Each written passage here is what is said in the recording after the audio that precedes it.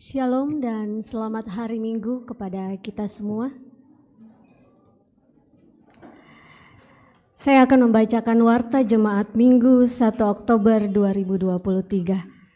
Salam sejahtera. Majelis Gereja Jemaat Laharoi Balikpapan mengucapkan selamat datang dan selamat beribadah kepada segenap warga jemaat. Ibadah satu, ibadah keluarga atau ibadah rumah tangga dan juga ibadah insidentil. Untuk sektor 8 pada hari Jumat 6 Oktober 2023 pukul 7 WITA dilaksanakan ibadah di rumah keluarga Amos Sakutu alamat di Balikpapan Poka.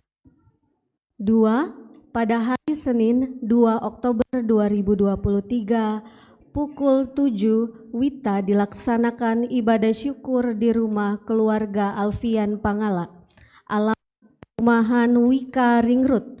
Untuk itu, keluarga mengharapkan kehadiran segenap warga jemaat.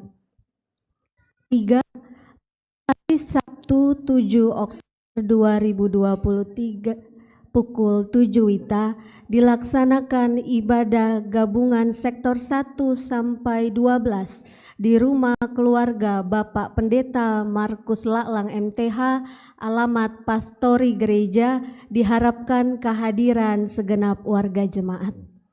2. Ibadah perayaan HUT Jemaat Laharoi pada hari Sabtu 14 Oktober 2023 pukul 4 WITA dilaksanakan ibadah perayaan HUT Jemaat Laharoi Balikpapan bertempat di Gereja Jemaat Laharoi Balikpapan, diharapkan kehadiran segenap jemaat. 3. Ibadah PWGT. Untuk ibadah PWGT hari Sabtu 7 Oktober 2023 di rumah Nyonya Lia Pairunan sementara ditunda, dan untuk sektor 2 dilaksanakan ibadah PWGT di rumah Nyonya Dorcas Yakub pada hari Kamis 5 Oktober 2023 pukul 5 WITA. Aneka warta. 1. Perjamuan Kudus Sedunia.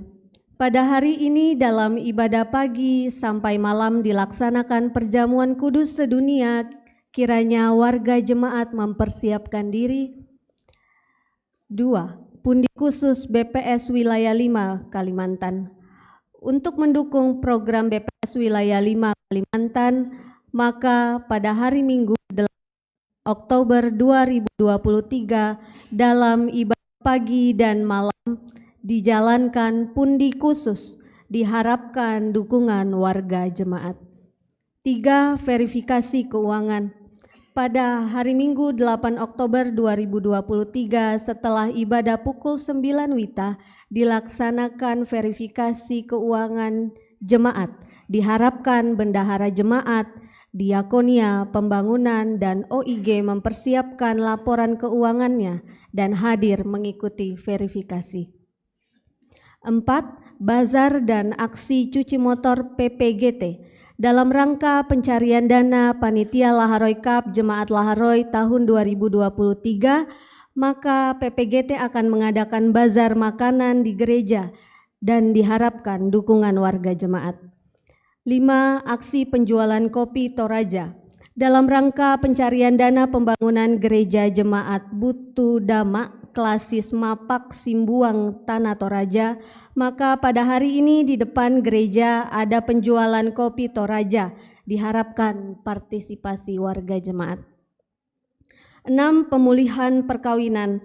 Kalau tidak ada halangan pada hari Minggu 8 Oktober 2023, rencana akan dilaksanakan pemulihan perkawinan Saudara Andriadi dengan Saudari Diana Antowe. 7. Calon penatua dan diaken. Hasil penjaringan dari tiap-tiap sektor sudah disampaikan ketua sektor di sektornya masing-masing seperti yang tampil di layar pada saat ini.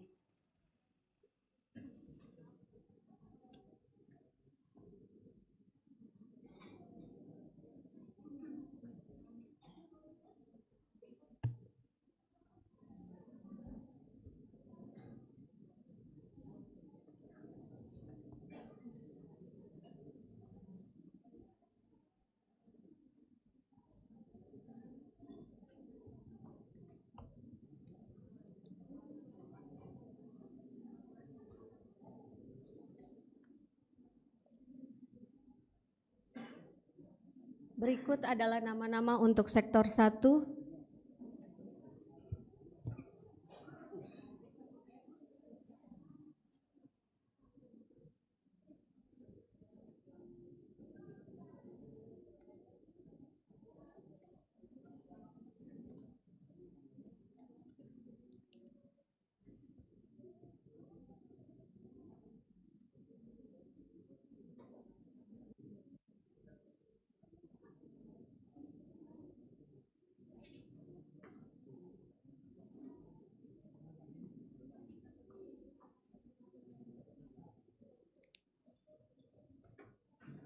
Selanjutnya,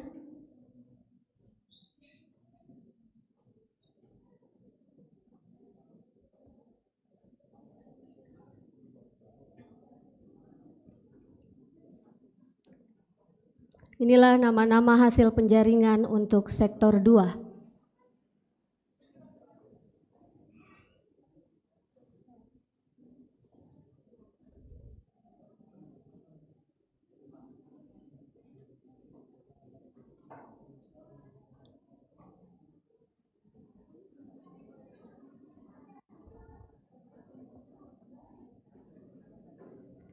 Dan sektor 3,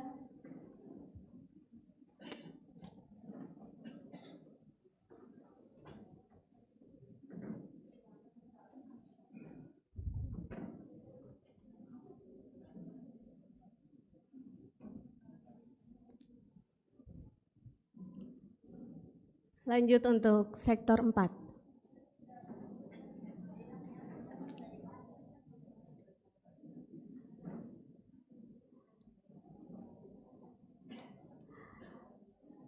Tidak kelihatan ya?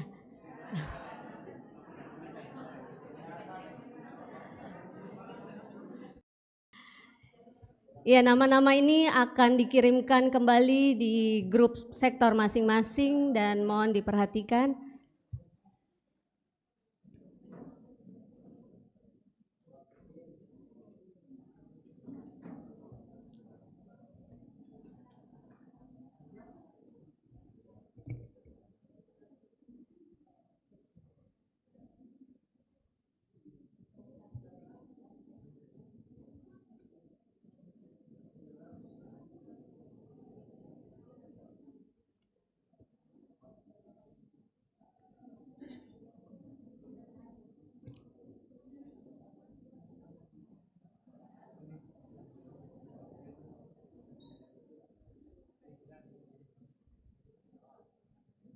Lanjut.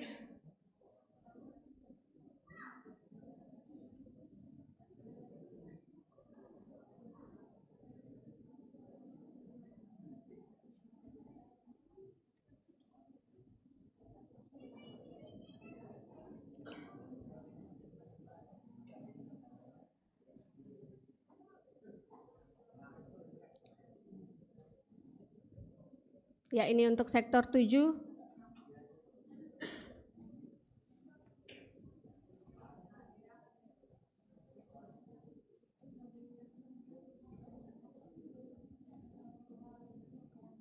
Lanjut.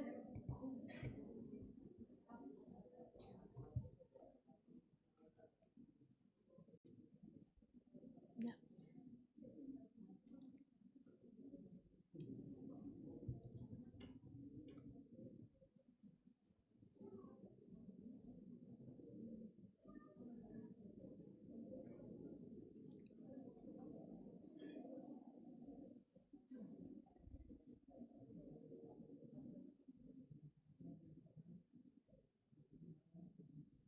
Sektor 10.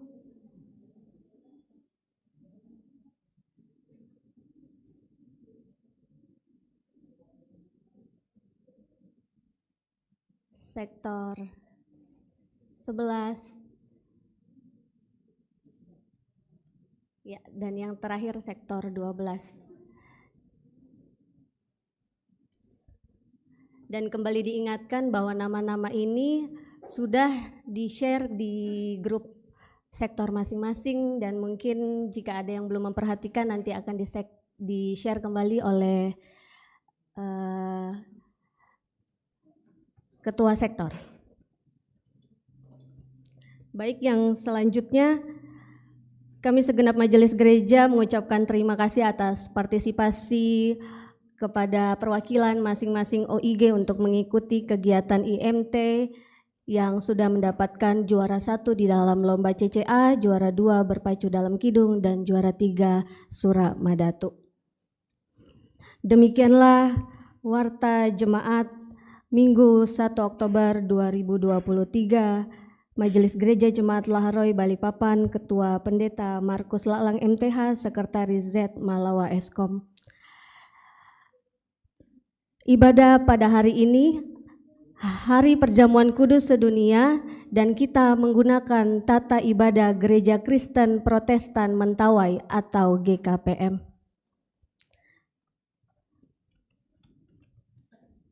Mari kita semua bangkit berdiri, kita muliakan Allah Bapa, muliakan Putranya. Kita nyanyikan ayat 1 sampai 3.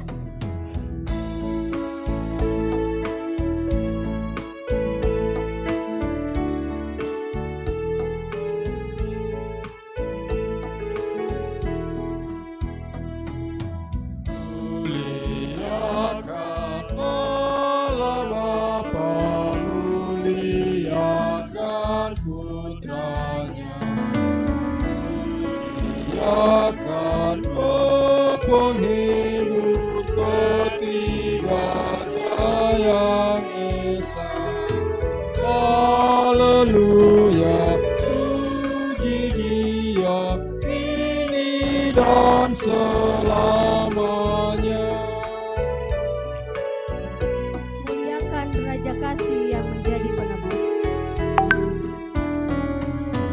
Muliakan Raja Kasih yang menjadi penebus. Yang membuat kita waris kerajaannya.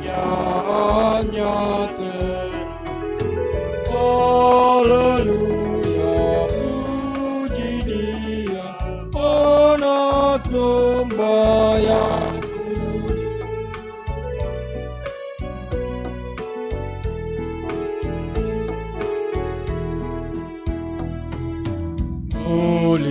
Muliakan Raja Sorga, Raja Gereja yang esa, Raja bangsa-bangsa dunia, langit bumi nyanyilah. Haleluya, puji Dia, Raja Maha Mulia.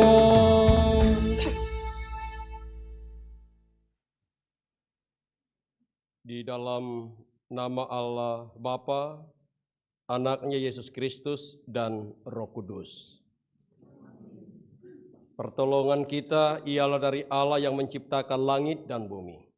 Aku telah menyampaikannya kepadamu, hai manusia, apa yang baik dan yang dikehendaki oleh Tuhan, yakni melakukan keadilan, berbuat baik, dan bersikap rendah hati di hadapan Tuhan. Haleluya. Haleluya, haleluya.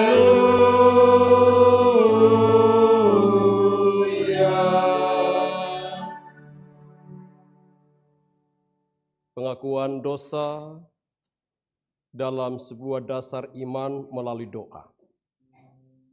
Bapa di dalam sorga, yang berkuasa selama-lamanya, sungguh besar kasih-Mu melebihi kasih manusia.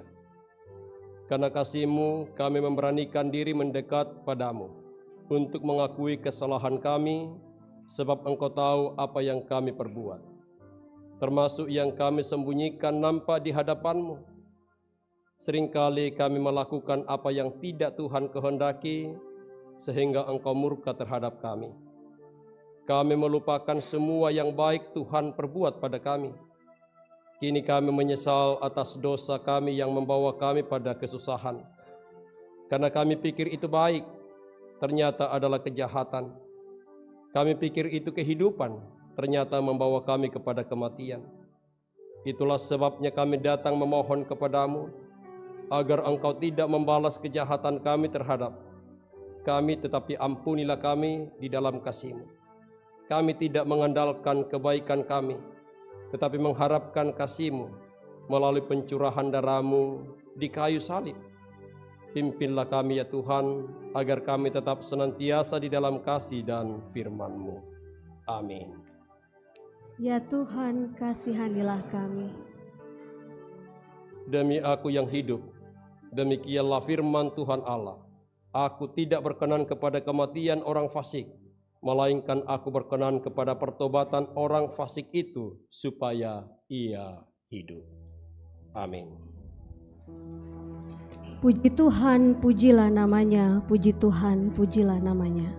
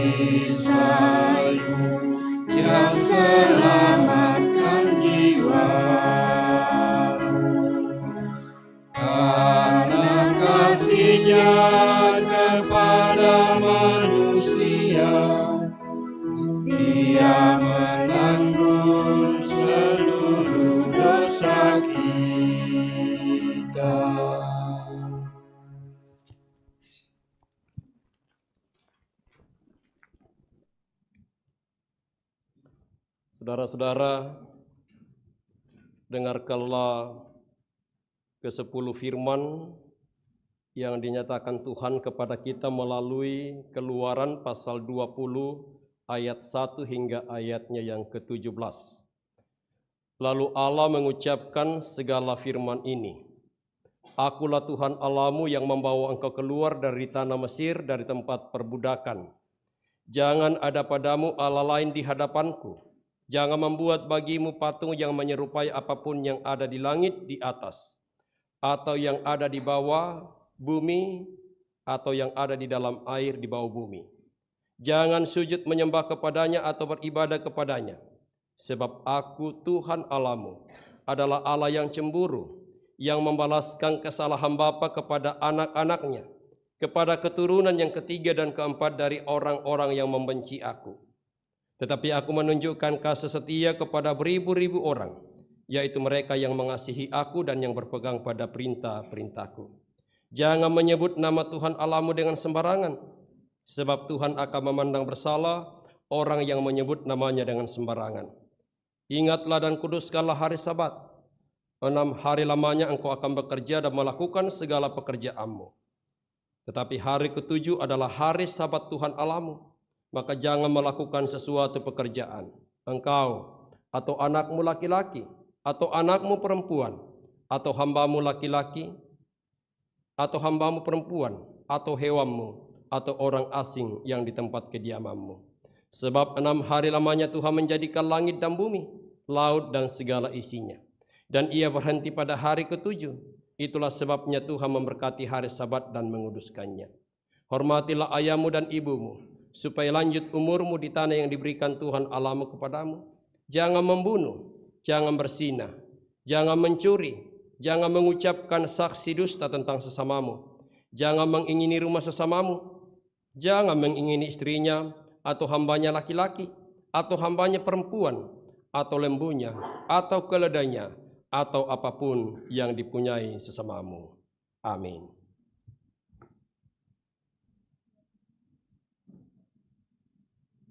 Ya Tuhan, berikanlah kami kemampuan untuk melakukan yang sesuai dengan firman-Mu. Amin. Tuhan kasihani, Kristus kasihani, Tuhan kasihani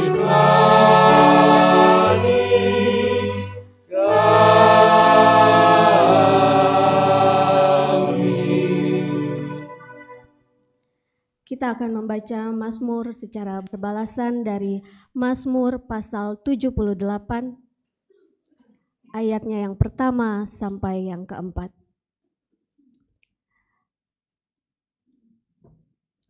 Mazmur 78 ayatnya yang pertama sampai yang keempat. Saya akan membacakan ayatnya yang keluar. Bapak, Ibu, Saudara-saudari akan membacakan ayatnya yang ke dalam. Mazmur 78 ayatnya yang pertama sampai keempat. Pelajaran dari sejarah, nyanyian pengajaran Asaf. Pasanglah telinga untuk pengajaranku, hai bangsaku. Sendengkallah telingamu kepada ucapan mulutku. Aku mau membuka mulut mengatakan amsal. Aku mau mengucapkan teka-teki dari zaman purbakala. Yang telah kami dengar dan kami ketahui. Dan yang diceritakan kepada kami oleh nenek moyang. Kami tidak hendak sembunyikan kepada anak-anak mereka. Tetapi kami akan menceritakan kepada angkatan yang kemudian. Puji-pujian kepada Tuhan dan kekuatannya. Dan perbuatan-perbuatan ajaib yang telah dilakukannya. Yang berbahagia adalah mereka yang mendengarkan Tuhan dan yang mau melakukannya di dalam hidupnya setiap saat. Tuhan, pimpin anakmu agar tidak tersesat.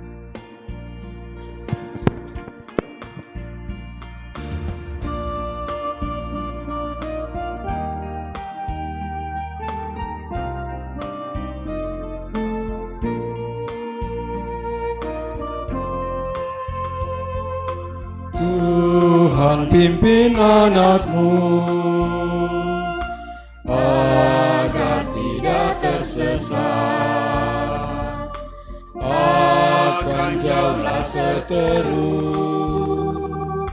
bila kau tetap dekat. Tuhan pimpin arus hidup menderas, agar jangan ku sesat, pegang tanganku erat.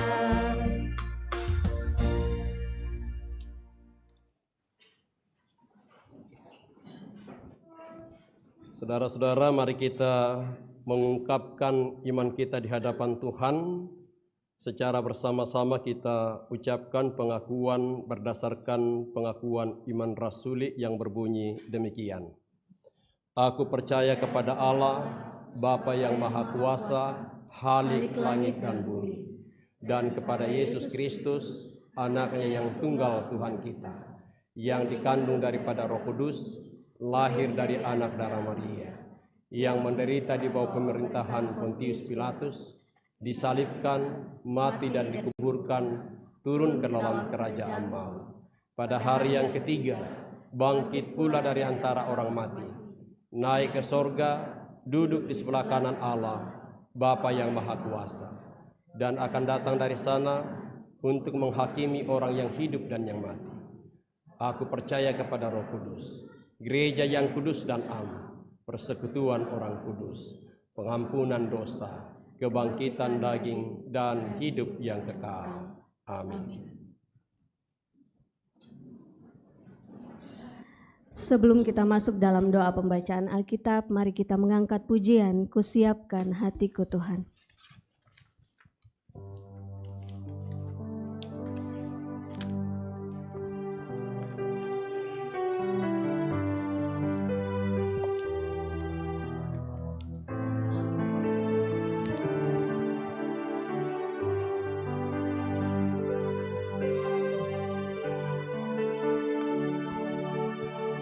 Kusiapkan hatiku Tuhan menyambut firman-Mu saat ini.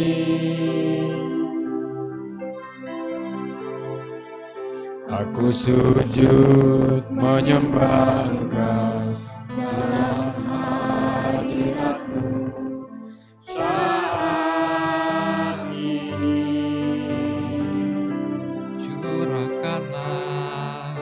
Curahkanlah pengurapan-Mu kepada umat-Mu saat ini.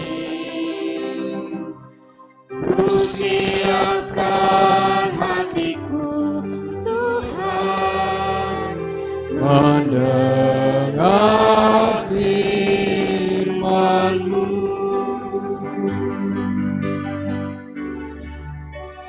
Firman-Mu Tuhan tiada berubah,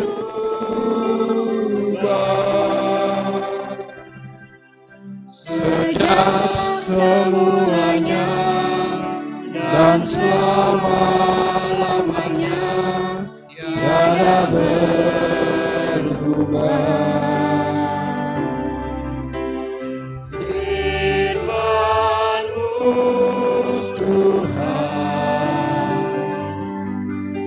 Penolong hidupku, kusiapkan hatiku Tuhan menyambut firman-Mu.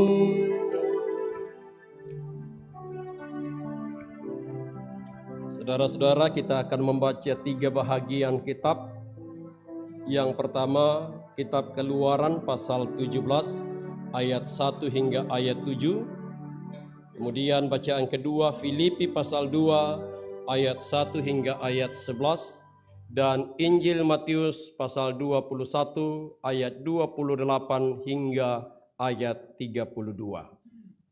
Sebelum kita membaca dan merenungkan firman Tuhan ini, mari kita mohon kekuatan di dalam doa. Kita berdoa.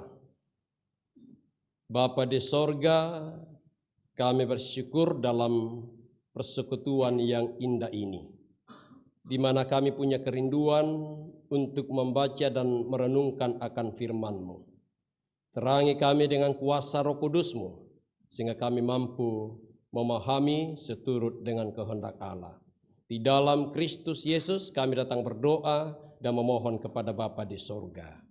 Amin. Saudara-saudara yang terkasih dalam Tuhan, bacaan kita yang pertama dari kitab Keluaran pasal 17 ayat 1 hingga ayatnya yang ke-7. Firman Tuhan berbunyi demikian. Di Masa dan di Meriba. Kemudian berangkatlah segenap jemaah Israel dari padang gurun Sin, berjalan dari tempat persinggahan ke tempat persinggahan, sesuai dengan titah Tuhan. Lalu berkemahlah mereka di Rafidim, tetapi di sana tidak ada air untuk diminum bangsa itu. Jadi mulailah mereka itu bertengkar dengan Musa. Kata mereka, "Berikanlah air kepada kami, supaya kami dapat minum." Tetapi Musa berkata kepada mereka, "Mengapakah kamu bertengkar dengan aku? Mengapakah kamu mencobai Tuhan? Hauslah bangsa itu akan air di sana." Bersungut-sungutlah bangsa itu kepada Musa dan berkata, "Mengapa pula engkau memimpin kami keluar dari Mesir untuk membunuh kami, anak-anak kami dan ternak kami dengan kehausan?" Lalu berseru-serulah Musa kepada Tuhan, katanya, "Apakah yang akan kulakukan kepada bangsa ini? Sebentar lagi mereka akan melempari aku dengan batu." Berfirmanlah Tuhan kepada Musa, "Berjalanlah di depan bangsa itu dan bawalah beserta engkau beberapa orang dari antara para tua-tua Israel. Bawalah juga di tanganmu tongkatmu yang kau pakai memukul sungai Nil, dan pergilah. Maka aku akan berdiri di sana di depanmu, di atas gunung batu di Horeb. Haruslah kau pukul gunung batu itu, dan dari dalamnya akan keluar air, sehingga bangsa itu dapat minum. Demikianlah diperbuat Musa di depan mata tua-tua Israel. Dinamailah tempat itu Masa dan Meriba, oleh karena orang Israel telah bertengkar dan oleh karena mereka telah mencobai Tuhan dengan mengatakan, adakah Tuhan di tengah-tengah kita atau tidak? Amin. Dan bacaan kedua, Filipi pasal 2 ayat 1 hingga ayat 11. Firman Tuhan berbunyi demikian. Nasihat supaya bersatu dan merendahkan diri seperti Kristus. Jadi karena dalam Kristus ada nasihat, ada penghiburan kasih, ada persekutuan roh, ada kasih mesra dan belas kasihan. Karena itu sempurnakanlah sukacitaku dengan ini. Setelah kamu sehati sepikir dalam satu kasih, satu jiwa, satu tujuan, dengan tidak mencari kepentingan sendiri atau puji-pujian yang sia-sia. Sebaliknya, hendaklah dengan rendah hati yang seorang menganggap yang lain lebih utama daripada dirinya sendiri. Dan janganlah tiap-tiap orang hanya memperhatikan kepentingannya sendiri, tetapi kepentingan orang lain juga. Hendaklah kamu dalam hidupmu bersama menaruh pikiran dan perasaan yang terdapat juga dalam Kristus Yesus, yang walaupun dalam rupa Allah tidak menganggap kesetaraan dengan Allah itu sebagai milik yang harus dipertahankan, melainkan telah mengosongkan dirinya sendiri dan mengambil rupa seorang hamba dan menjadi sama dengan manusia. Dan dalam keadaan sebagai manusia, ia telah merendahkan dirinya dan taat sampai mati, bahkan sampai mati di kayu salib. Itulah sebabnya Allah sangat meninggikan dia dan mengaruniakan kepadanya nama di atas segala nama, supaya dalam nama Yesus bertekuk lutut segala yang ada di langit dan yang ada di atas bumi dan yang ada di bawah bumi, dan segala lidah mengaku Yesus Kristus adalah Tuhan bagi kemuliaan Allah Bapa. Amin.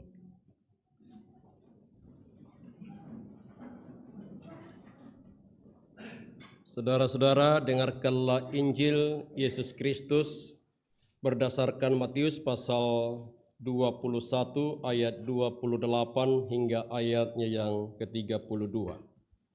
Perumpamaan tentang dua orang anak. Tetapi, apakah pendapatmu tentang ini? Seorang mempunyai dua anak laki-laki. Ia pergi kepada anak yang sulung dan berkata, "Anakku, pergi dan bekerjalah hari ini dalam kebun anggur." Jawab anak itu, "Baik, Bapa," tetapi ia tidak pergi. Lalu orang itu pergi kepada anak yang kedua dan berkata demikian juga. Dan anak itu menjawab, "Aku tidak mau." Tetapi kemudian ia menyesal, lalu pergi juga. Siapakah di antara kedua orang itu yang melakukan kehendak ayahnya? Jawab mereka, "Yang terakhir." Kata Yesus kepada mereka, "Aku berkata kepadamu, sesungguhnya pemungut-pemungut cukai dan perempuan-perempuan sundal akan mendahului kamu masuk ke dalam kerajaan Allah. Sebab Yohanes datang untuk menunjukkan jalan kebenaran kepadamu, dan kamu tidak percaya kepadanya. Tetapi pemungut-pemungut cukai dan perempuan-perempuan sundal percaya kepadanya. Dan meskipun kamu melihatnya, tetapi kamu kemudian tidak menyesal dan kamu tidak juga percaya kepadanya." Amin.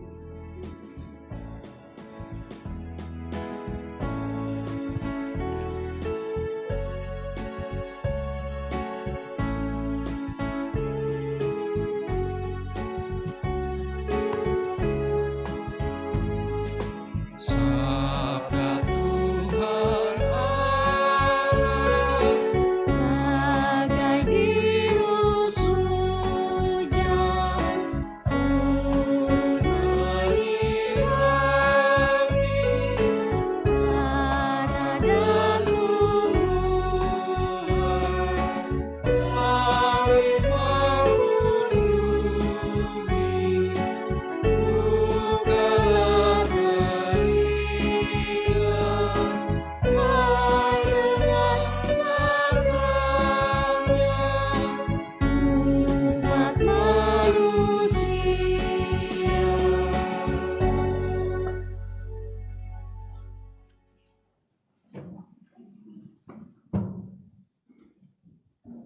Saudara-saudara yang terkasih di dalam Tuhan, hari ini dalam perayaan dan penghayatan keesaan gereja di seluruh dunia, maka kita melaksanakan perjamuan kudus sebagai rasa saling memiliki, rasa saling mengakui antara gereja-gereja sedenominasi yang ada di dalam kehidupan pelayanan, bahwa hari ini Gereja Toraja menggunakan tata ibadah gereja Kristen Protestan Mentawai. Jadi agak kaku-kaku kita sedikit, tapi beda-beda tipis untuk tata ibadah kita. Tidak ada yang masalah di situ karena kita adalah gereja yang seajaran, yang hidup di dalam sebuah misi pelayanan dan kesaksian untuk pembangunan tubuh Kristus. Nah, saudara-saudara yang terkasih, dari 3 bacaan ini secara leksionari kita akan merenungkan satu tema, yaitu menyesal lalu berubah. Menyesal lalu berubah. Banyak orang menyesal tapi tidak berubah. Banyak orang berubah tapi tidak menyesal. Dia bilang yang penting saya damai di bumi, tapi kalau di hati tunggu dulu. Menyesal, ini adalah harapan Tuhan kepada umat Allah. Ada apa dengan umat Allah sehingga Tuhan menuntut perubahan dan penyesalan pada mereka? Apakah mereka mempunyai kesalahan, kekeliruan? Sebab mereka sudah menjadi bangsa yang terpilih, imamat yang rajani, umat kepunyaan Allah yang kudus, untuk memberitakan perbuatan-perbuatan Allah di dalam kesaksian, pelayanan, dan persekutuan. Jadi mereka ini sudah menjadi milik Allah. Tapi kenapa mereka dituntut dan diharapkan mengalami sebuah perubahan dan penyesalan? Tentu ada yang salah. Apakah cara berpikir mereka, cara ritual mereka, atau cara pergaulan mereka yang salah? Yang pasti ada kesalahan mereka. Dan kesalahan itu bukan hanya di hadapan dunia sesama manusia, tapi itu di hadapan Tuhan. Kita perhatikan bacaan kita di Keluaran pasal 17 tadi. Ternyata bangsa ini masih sedang dalam perjalanan. Sebuah perjalanan di mana Tuhan izinkan untuk menguji sejauh mana kualitas iman, kualitas kesaksian dan pelayanan mereka sebagai tubuh Kristus yang akan menjadi wadah pemersatu. Allah membawa mereka di padang gurun. Di situ simbol kematian. Mereka membawa ke pinggir danau dan juga harus melintasi Sungai Nil dengan arus air yang begitu kuat. Ini adalah simbol-simbol penderitaan, simbol kematian. Mengapa Tuhan membawa umat ini ke sana? Ini salah satu refleksi rohani yang harus kita bangun secara masif dalam diri kita. Bahwa menjadi umat Allah, menjadi murid Tuhan, menjadi pengikut Tuhan, tidak serta-merta kita steril dari yang namanya masalah. Sekalipun harapan kita zona nyaman. Berdoa pun kita sering mengucapkan, Tuhan jauhkan pergumulan ini, jauhkan tantangan. Jarang kita berdoa, Tuhan beri aku hikmat untuk menghadapi tantangan ini. Itu adalah indikator bahwa manusia cenderung mengharapkan zona nyaman. Dari harapan ini, saudara-saudara yang terkasih, bangsa ini terjebak di dalam ritualisme. Ini juga yang sering menjebak kita, saudara-saudara yang terkasih. Ritualisme. Jadi mereka terjebak di dalam ritualisme. bahwa relasi dan hubungan dengan Allah itu hanya bisa ditandai di dalam ritual. Seakan-akan kita tidak bisa berjumpa dengan Tuhan di dalam cara yang lain. Sehingga mereka jatuh di dalam ketidaktaatan. Jatuh di dalam pemberontakan, perlawanan terhadap Allah. Mengapa? Karena mereka berpikir bahwa kehadiran Allah hanya sebatas di dalam ritual atau ibadah atau prosesi demi prosesi yang kita lakukan. Kita tidak peka bahwa Tuhan bisa hadir dalam setiap ruang dan kesempatan, termasuk hadir dalam tongkat Musa. Jadi inilah yang menjadi perenungan kita. Sudahkah kita menghayati bahwa ketika kita makan, Tuhan hadir, Tuhan dekat dengan kita. Ketika kita mandi, buang air besar, buang air kecil, sadarkah kita bahwa Tuhan ada di situ? Yakinkah bahwa Tuhan punya kuasa di situ? Jadi saudara-saudara bisa bayangkan kalau kita tidak bisa dalam sehari buang air kecil atau buang air besar, perut akan semakin membesar. Tidak bisa bernapas sehingga sisa tunggu matinya kita. Jadi ritualisme ini merupakan sebuah jebakan. Sehingga perjalanan umat Allah di padang gurun itu tidak pernah dilihat sebagai sebuah cara Allah untuk hadir.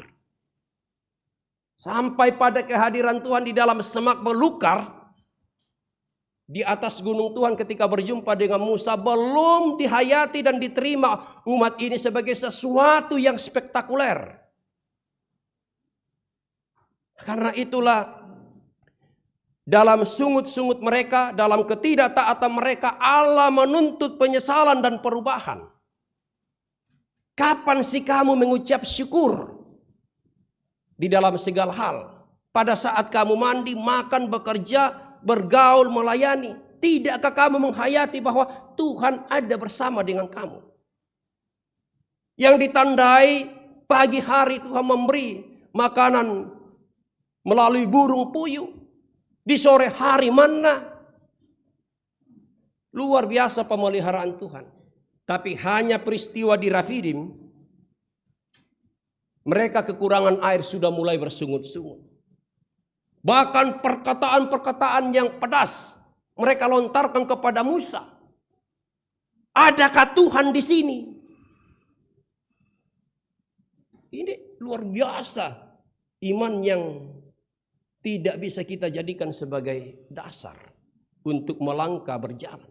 Adakah Tuhan di sini? Jelas-jelas mereka sudah menikmati kasih Tuhan, menyeberangi sungai, menyeberangi laut, makan tanpa hasil usaha keringatnya.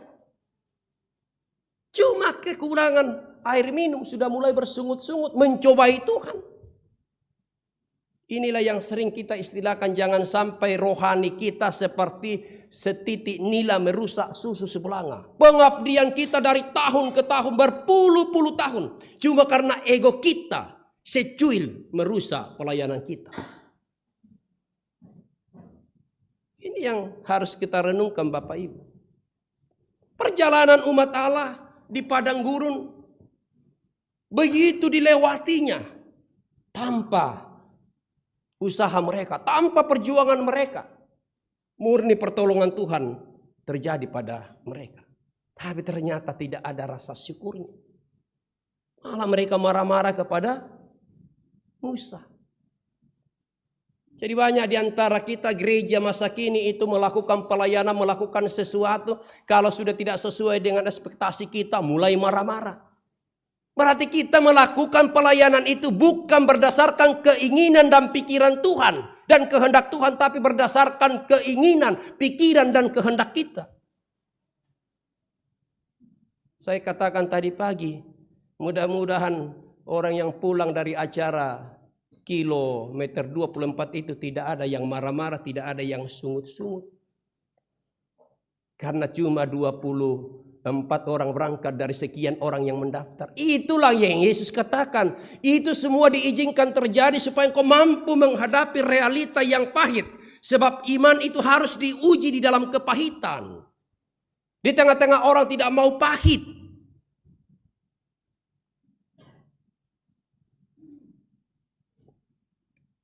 Saudara-saudara yang terkasih, betul-betul saya tunggu-tunggu itu. Jadi telinga saya ini sudah mulai dipasang jauh-jauh. Karena percuma kita melayani Tuhan. Kita merasa melayani Tuhan, tapi dengan gaya seperti itu otomatis bukannya Tuhan yang kita layani, tapi melayani liturgi. Melayani gereja, persekutuan. Bukan melayani Tuhan. Karena tampilan kita, popularitas kita, dan jemaat Laharoi diuji kemarin. Seharusnya juara 2 dianggap tidak punya juara. Saya tunggu-tunggu, mudah-mudahan semua dibawa di dalam hikmat ini. Tapi betul jemaat Laharoi teruji, tenang, teduh, dan sebagainya. Itu mau mengingatkan kita bahwa kita melakukan sesuatu bukan untuk juara, bukan untuk popularitas, bukan untuk kita mendapat pujian. Tapi kita betul-betul melayani Tuhan melalui pikiran Tuhan, perasaan Tuhan, rancangan Tuhan. Bagaimana orang melihat rancangan Tuhan pada pelayanan kita. Melihat kasih Tuhan pada diri kita, dalam ucapan kita, dalam penglihatan kita, pendengaran kita.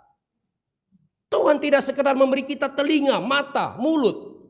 Tapi bagaimana pendengaran Tuhan ada pada diri kita. Penglihatan Tuhan ada pada diri kita. Perasaan Tuhan ada pada diri kita. Karena kita ini adalah gambar Allah, partner Allah. Orang kepercayaan Allah. Yang harus memberitakan damai sejahtera bagi semua.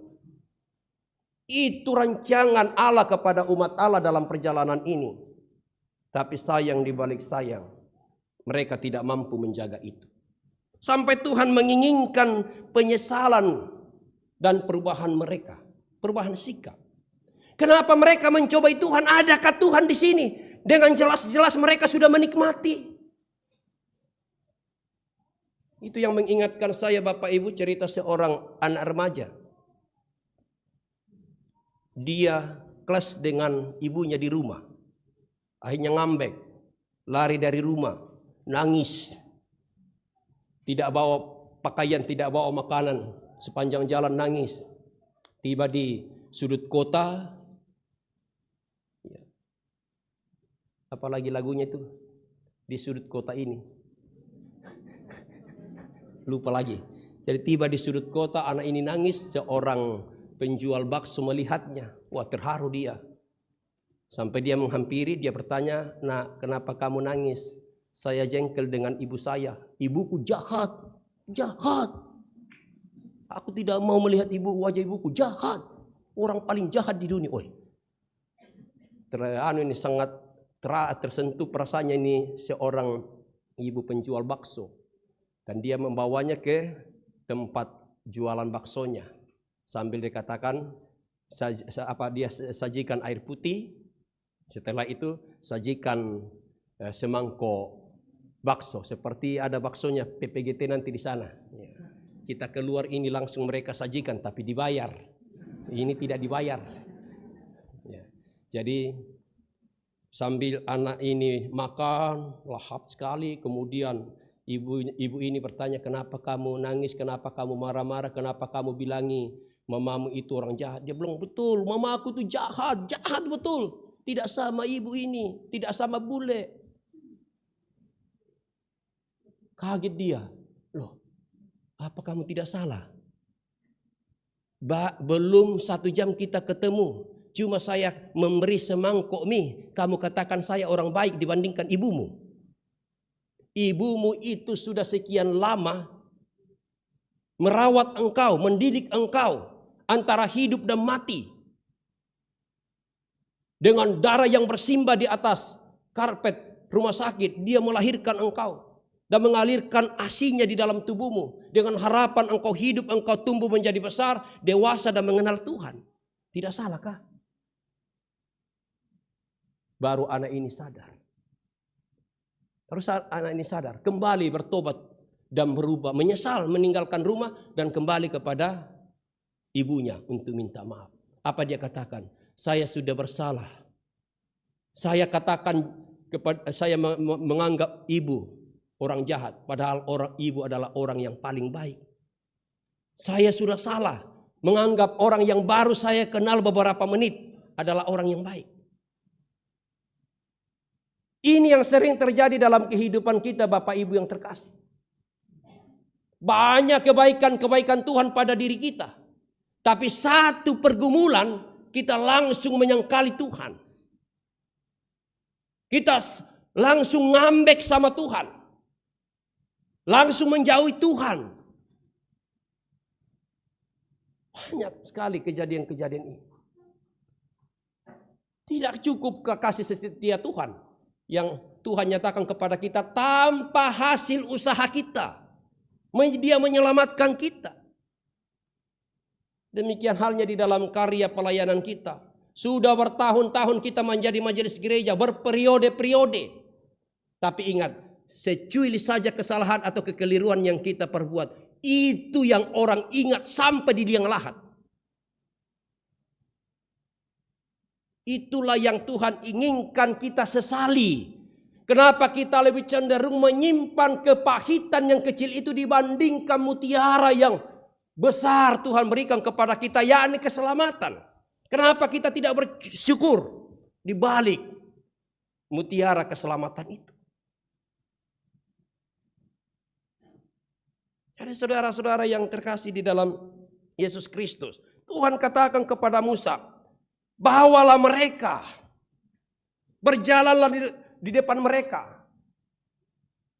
Bawalah mereka, yaitu tua-tua, ahli-ahli, supaya mereka tahu bagaimana Tuhan akan menjawab pergumulan mereka. Dan Tuhan membawa Musa serta disuruh membawa tongkat yang dipakai kemarin untuk melakukan mujizat untuk membelah laut. Dan juga itu juga yang dipakai untuk memukul batu karang sehingga mengeluarkan air. Apakah umat ini bersyukur? Tidak. Jadi ternyata banyak orang datang kepada Tuhan bukan karena keinginan Tuhan yang membawa dia kepada Tuhan, tapi keinginan duniawi. Itulah alasan utamanya Tuhan menuntut penyesalan untuk membuat kita berubah di hadapannya, yaitu perubahan positif, bukan perubahan negatif ya. Karena ada katanya khotbah tergantung. Dia katakan, janganlah kamu berubah oleh pembaharuan dunia. Janganlah kamu berubah oleh dunia ini, tapi berubahlah oleh pembaharuan budimu. Jadi pulang dia ini anak muda, dia betul-betul berubah. Yang tadinya rajin ke gereja, malas. Temannya datang lari-lari lapor kepada Pak Pendeta. Pak Pendeta, temanku sudah luar biasa berubah. Bagaimana perubahannya? Tadinya rajin aktivis di gereja, sekarang sudah malas-malas. Karena khotbah yang tergantung. Nah, apa yang Tuhan inginkan bagi kita? Supaya Tuhan tidak menuntut kita menyesal dan berubah. Kita harus memahami bahwa kesempurnaan itu hanya ada di dalam Allah. Sehebat apapun kita melakukan karya pelayanan di dunia ini, tidak akan pernah mendatangkan kesempurnaan. Itu di dalam ayat yang kedua dikatakan, karena itu sempurnakanlah sukacitaku dengan ini. Hendaklah kamu sehati sepikir dan dalam satu kasih, satu jiwa dan satu tujuan.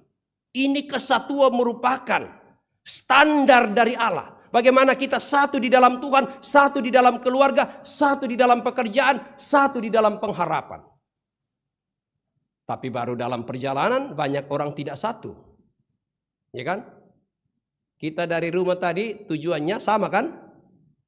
Tujuannya sama untuk datang beribadah di sini. Ada yang satu mobil, ada yang satu motor.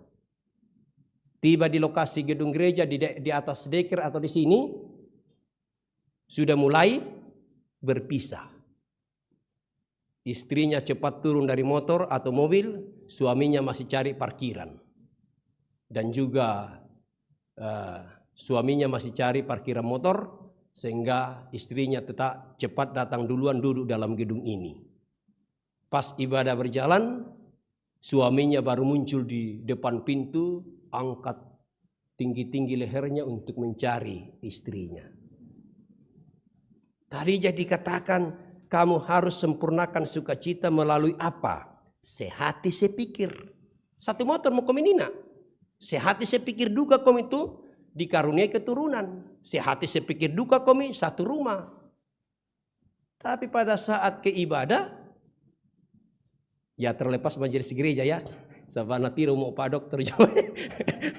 Terlepas majelis gereja sama mereka melaksanakan tugas. Jadi jangan sampai pulang nanti tuh istri-istri majelis dan penatua dia ken nak memang kau mungkinin atau jadi kau bang mau kisola. Nah, jadi kita harus memahami dan membedakan itu. Jadi kesehatian ini merupakan hal yang vital Bapak Ibu yang terkasih. Satu kasih, satu iman, satu tujuan. Kita ini sama-sama ke gereja. Tapi kenapa kita tiba di gereja sudah beda tempat duduk? Ya. Dan sebagainya. Tapi budak kami protes itu tapi tidak apa-apa. Minggu depan nopo atau mimanen tengah-tengah aku mau cocok tongan duka itu daripada wenin atau kusi saadian. Iya. Budak kau potong tengah-tengah. Tapi terlepas majelis gereja ya. Karena ya itu majelis gereja itu laksanakannya amanah. Tugasnya tuh jam itu.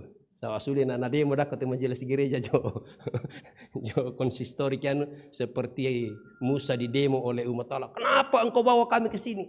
Tidak cukupkah kami tinggal di Mesir? Wah, jadi mereka betul-betul lupa akan kasih Tuhan. Jadi saudara-saudara yang terkasih di dalam Yesus Kristus, satu kasih, satu iman, satu tujuan. Itu yang tidak terwujud di dalam kehidupan kita. Kesatuan itu. Nah karena itu Tuhan menuntut kita untuk menyesali bagaimana hal-hal kita perbuat di dalam sebuah paham sekularisme. Paham sekularisme inilah yang membuat kita terpecah-pecah. Tidak lagi di dalam sebuah kesatuan dan keutuhan. Dan itu sangat terinspirasi dari apa yang dialami oleh umat Allah. Hendaklah kamu dalam hidupmu bersama-sama menaruh pikiran dan perasaan yang terdapat juga di dalam Kristus Yesus. Tidak bisakah kita menggunakan pikiran dan perasaan Yesus? Kenapakah perasaan dan pikiran dunia yang selalu kita kedepankan? Ibadah, keluarga. Aduh, saya mau pergi ibadah keluarga ini tidak enak. Kalau saat kita ibadah rajin dia datang. Ikan pikiran dunia. Jadi kita melakukan persekutuan bukan karena pikiran dan perasaan Allah yang memanggil kita datang di situ. Tapi karena tidak enak. Tidak enak. Itulah yang dikatakan di dalam ayat 5. Hendaklah kamu dalam hidupmu bersama menaruh pikiran. Yang walaupun dalam rupa Allah tidak menganggap kesetaraan dengan Allah itu sebagai milik yang harus dipertahankan. Melainkan telah mengosongkan dirinya sendiri dan mengambil rupa seorang hamba dan menjadi sama dengan manusia. Jadi ternyata semakin kita dekat dengan Tuhan kita semakin serupa dengan Allah. Di dalam apa? Di dalam karakter Allah, di dalam sifat Allah, di dalam tanggung jawab Allah, di dalam pelayanan Allah. Tapi kalau kita tidak pernah selalu dekat dengan Tuhan, maka jarang kita serupa. Coba mintir itu mati pasangan suami istri atau orang pacaran, kalau dia sering sama-sama, betul-betul sudah semakin mirip itu mukanya kita lihat. Ya kan? Tapi kalau sekali-sekali ketemu, kok beda ya? Nah. Ada satu kisah begini, ya kisah-kisah saja ini. Ini cewek, wah cantik, mulus, body montok, wele-wele. BMW. Kemudian cowoknya juga tinggi besar, putih, gagah, matanya putih. Akhirnya dalam hubungan pacaran itu orang selalu memuja-muji mereka. Pasangan yang ideal, hebat. Bagaimana kamu bisa ketemu itu? Ini belum menikah. Tapi tiba-tiba dalam menjalani masa-masa pacaran itu berubah. Yang berubah itu perempuannya. Perempuan. Jadi dia mengganti calon pasangan. Ya, jadi pasangan yang dia pakai mengganti itu pokoknya berbanding terbalik dengan yang saya cerita tadi. Ya, tidak usah mini. Pokoknya bahasa anak muda, anak milenial sekarang agak-agak kurang pede kita bawa ke arisan. Gitu.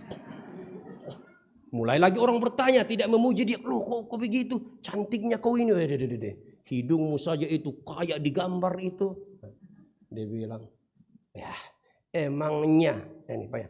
Emangnya kegagahan yang akan kita makan dan yang akan kita belanjakan di mall. Bayangkan perempuan itu. Oke sudah. Dan ini kisah nyata Bapak Ibu. Betul-betul menikah. Pokoknya kalau dia jalan sama-sama muncul kemanusiaan kita. Loh kok bisa ya? Loh kok bisa? Akhirnya jalan. Apa yang terjadi? Perempuan, tunggu dulu. Laki-laki ini dia pilih, ditanya kenapa kau memilih dia? Karena banyak uangnya. Dia memang seorang pekerja yang di luar negeri, tapi memang kerja-kerja bonafit dia. Keren. Pokoknya tidak bisa kita ya hitung-hitunglah income-nya setiap bulan. Jadi itu alasannya. Jadi jalan-jalan sudah menikah, sudah punya anak dan sebagainya. Perempuan ini apa? Kena kanker stadium lanjut. Harus ratusan juta uang digunakan untuk menangani penyakitnya. Apa yang dia katakan ini si laki-laki ganteng tadi. Ini adalah cara Tuhan. Karena saya orang tidak kuat pada ekonomi. Pas-pasan hanya rupa. Dan seandainya dia menikah sama saya. Mungkin saya tidak bisa melakukan permintaan perawatan medis yang dibutuhkan dengan biaya yang sebesar itu. Seorang pemuda yang tidak minder tapi dia memahami dalam konsep iman. Banyak orang mencibir perempuan ini. Tapi setelah kejadian ini mereka sudah mulai sadar bahwa ternyata Tuhan luar biasa. Tidak membuat hubungan mereka lanjut di pelaminan. Tapi Tuhan ubah di salah satu jalur supaya tidak ada yang menjadi korban. Bayangkan. Kan ini laki-laki tadi sampai dia menikah ini pacarnya belum mendapat pekerjaan yang pasti. Jadi secara manusiawi dia tidak akan mampu ya memenuhi kebutuhan biaya rumah sakit itu. Kan dulu belum ada BPJS. Jadi memang harus mandiri bayarnya. Jadi ini saudara-saudara, banyak rancangan Tuhan di dalam kehidupan kita tidak mampu diselami. Dan kadangkala rancangan itu membuat kita murtad. Mencobai Tuhan.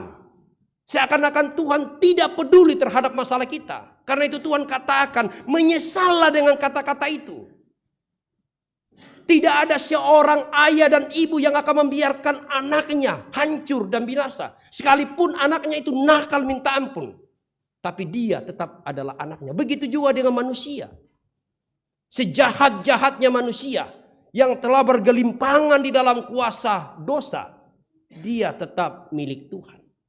Dan Tuhan bertanggung jawab untuk menjaga dia. Tapi yang Tuhan inginkan dari kita manusia adalah menyesal sedikit. Dan berubah untuk tidak melakukan lagi. Saudara-saudara yang terkasih, itulah yang dicontohkan. Contohkan Yesus di dalam Injil Matius bacaan kita tadi. 2 orang anak. Representasi dari orang yang bangga merasa dirinya paling benar. merasa dirinya paling layak. Dan ayahnya mendatangi, maukah engkau hari ini masuk kerja di kebun anggur? Dan dia katakan, siap. Tapi pada akhirnya tidak ada. Banyak orang begitu ditanya, berjanjikah engkau? Berjanji. Ditunggu pelayanannya, tidak ada. Inilah diri kita, potret kita ini Bapak Ibu yang terkasih. Jadi Yesus tidak sekedar mengangkat perumpamaan. Majelis gereja ditanya, percayakah engkau? Percaya. Berjanjikah engkau? Berjanji. Mengakukah engkau? Berjanji. Didaka itu natai mau narampu. Oh, apalagi ku berretorika, gagasan, ide. Tapi ketika kita tunggu untuk pelaksanaan tidak ada. Inilah anak pertama. Inilah orang-orang yang bangga dengan ritualnya. Seakan-akan ritual yang akan menyelamatkan dia dan yang akan memasukkan ke dalam sorga. Tapi tiba pada anak yang pertama, maukah engkau? Dan dia katakan tidak. Tapi pada akhirnya menyesal dan berubah. Kita sering berada pada posisi itu. Kita malu-malu kucing. Biasa ditawari, tak mandi dulu ya, enggak usah masih kenyang. Ya kan? Mau enggak jadi majelis gereja? Enggak usah, sibuk sekali. Padahal hati kecilnya pengen. Pengurus OIG, jadi ketua ya, sekretaris, bendahara. Ada deh, jangan mimpi pendeta, banyak sekali tugasku. Tapi padahal nanti ruang itu perhitungan penjaringan balon, mudah-mudahan ada namaku. Setelah pengisian suara, matanya tidak akan pernah pindah ke nama orang lain, namanya terus yang di ini. Jadi pokoknya ya itu jantungnya berdetak kencang. Jadi kita ini kadangkala ya banyak membohongi nurani kita. Hanya kita tidak terlalu stabil dalam hidup. Kita sering marah-marah, uring-uringan seperti orang Israel tadi. Karena itu emosi kita tidak stabil, Bapak Ibu yang terkasih. Padahal kita ini semua adalah penyayang dan pengasih sebenarnya. Tapi nggak tahu kenapa juga kita sering mengalami kondisi-kondisi seperti yang dialami oleh orang Israel. Pengasih dan penyayang, penanggung jawab. Saya sering amati kalau kita ibadah keluarga. Saya bilang ini laki-laki atau bapak-bapak laharoy, aduh luar biasa. Bertanggung jawab, penyayang, pengasih. Kita ibadah itu, setiap ibadah keluarga, tidak pernah itu bapak-bapak itu masuk di dalam rumah. Selalu dia tinggal di luar rumah dan mempersilakan ibu-ibu masuk. Masuk bu, di dalam masih kosong. Sopan sekali itu bapak-bapak. Omong kosong kalau ada ibu-ibu yang selalu mencibir bapak-bapak, pecundang apa segala macam, tidak bertanggung jawab. Saya buktikan, bapak-bapak itu bertanggung jawab. Dia rela kedinginan atau kehujanan atau panas digigit nyamuk di luar. Ya. Sekalipun jarang bapak-bapak secara sadar bahwa itu adalah penghargaan, penghormatan, tanggung jawabnya kepada kaum perempuan. Mungkin ada dalam pikirannya duduk di luar untuk bebas. Ya bisa. Bebas angkat kaki. Ya, habis itu cepat-cepat bakar rokok. Nah, sebagainya. Tapi mudah-mudahan bukan itu motivasinya. Jadi saya amati itu. Dan ternyata bukan cuma bapak-bapak yang baik hati, tapi ternyata ibu-ibu juga. Ibu-ibu juga. Setiap kita habis khotbah, habis pelayanan, berdoa majelis gereja untuk doa makan dan minum. Habis itu dia kata, ayo bapak-bapak duluan. Waduh, mulia sekali ini ibu-ibu. Betul. Bayangkan ibu-ibu sebagian duduk sudah di dekat meja makan. Tapi demi suami-suami, dia katakan, ayo bapak-bapak duluan. Di mana perasaan kita sebagai bapak-bapak yang tidak akan menyayangi ibu-ibu, yang mendahulukan kita di saat soal makan dan minum. Bisa dibayangkan seandainya makanan itu habis di meja, apa yang mau dimakan ibu-ibu? Rela. rela dia. Ya. Rela dia itu untuk tidak makan kan? Kan biasa begitu kalau tuan rumah.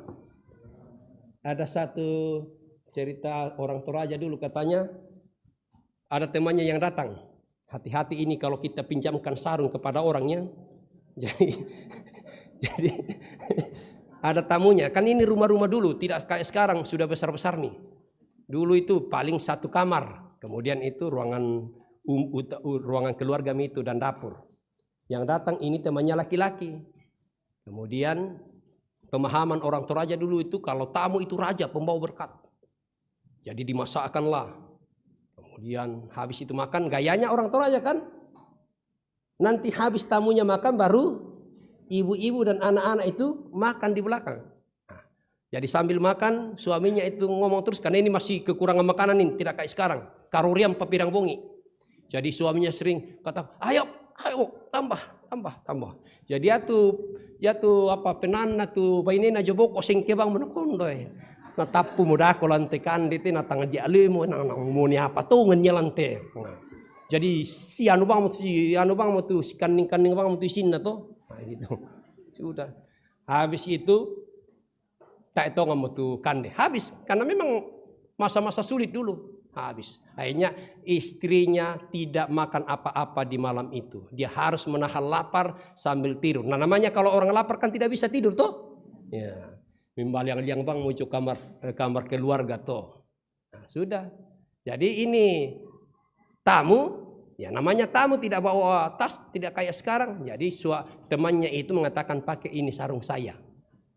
Pakai sarung saya. Sudah, dipakailah tamu itu sarung. Ya, di malam itu juga dia harus buang air kecil.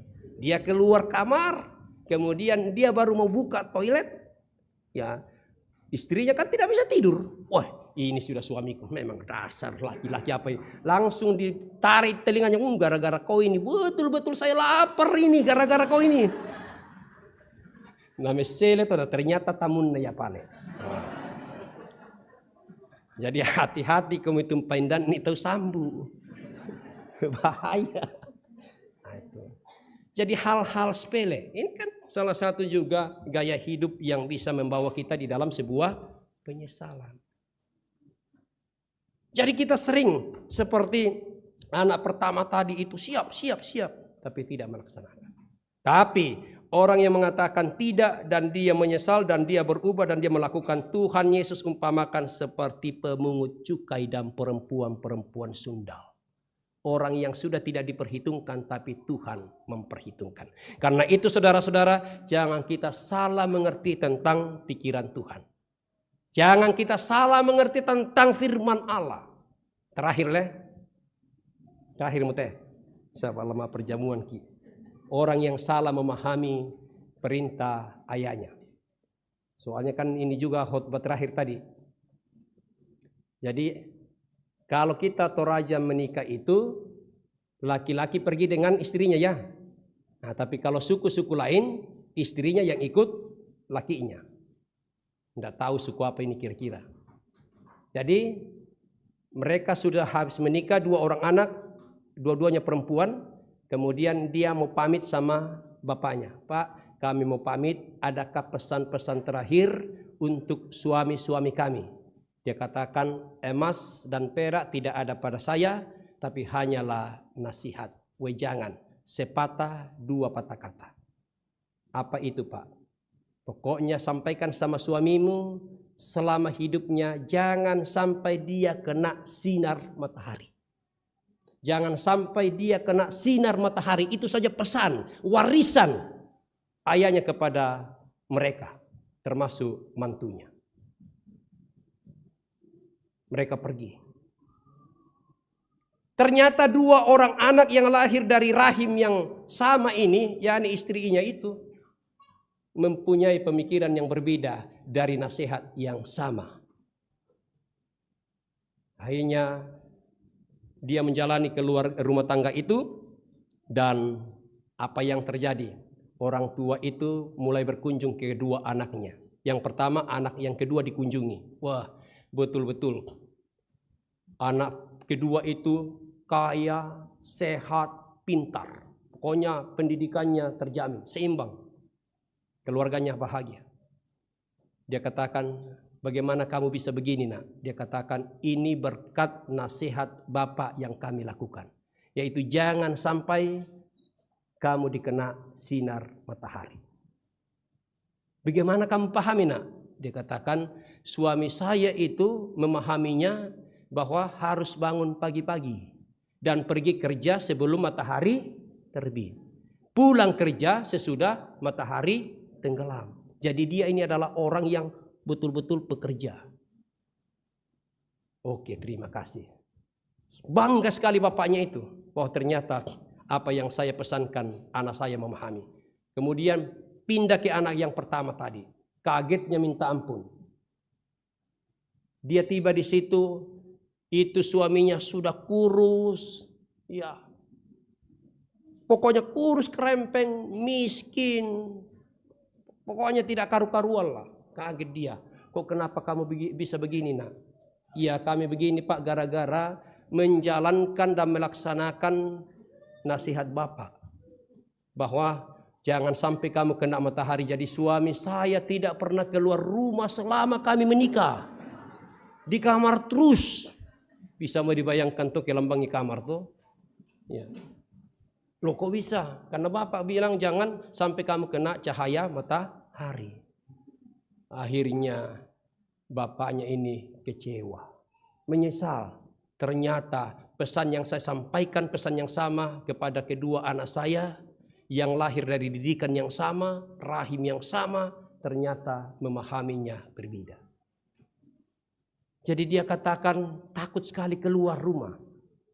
Jadi inilah cara kita sekarang ini, di mana banyak orang menyesal karena cara memahami firman Allah itu tidak sama. Karena itu tidak bisa kita saling menghakimi satu dengan yang lain. Karena tidak ada seorang pun yang pernah menjadi penasehat Allah. Roma pasal 11 ayat 33 sampai 36. Siapakah di antara kita yang pernah menjadi penasehat Allah? Siapakah yang di antara kita yang pernah memberi sesuatu kepada Allah sehingga kita akan mengerti atas pikiran-pikiran Tuhan? Jadi orang tua ini sadar untuk tidak mau menghakimi atau menyalahkan anaknya. Cuma dia kecewa loh, ternyata beginilah anak-anak yang kita didik. Tidak semua bisa memahami dengan cara yang kita harapkan itu. Nah, karena itu tetaplah mendidik anak-anak kita, jangan sampai menyesal. Jangan sampai kita menyesal kalau anak-anak kita tidak terdidik dengan baik. Tentu ada kesalahan, ada kekeliruan, ada dosa yang kita perbuat selama ini. Mari kita sesali dan kita berubah ke jalan yang benar. Amin.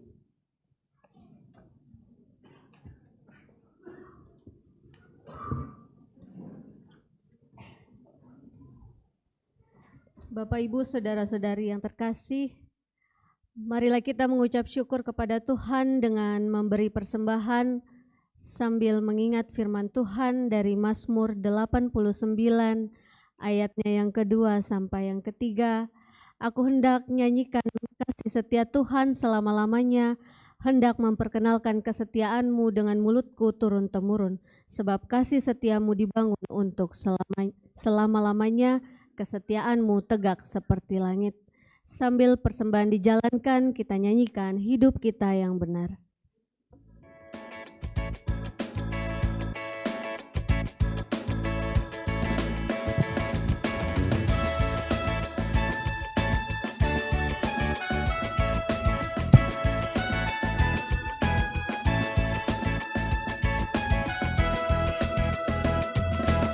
Hidup kita yang benar haruslah mengucap syukur dalam Kristus bergema, janganlah tergerus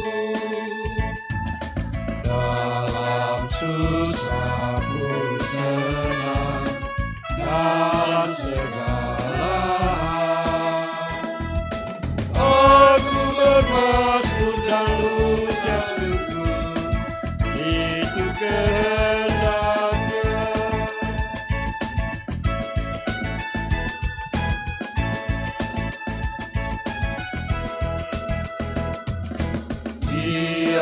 badai menyerang, biar ombak menerjang, aku akan bersyukur kepada Tuhanku.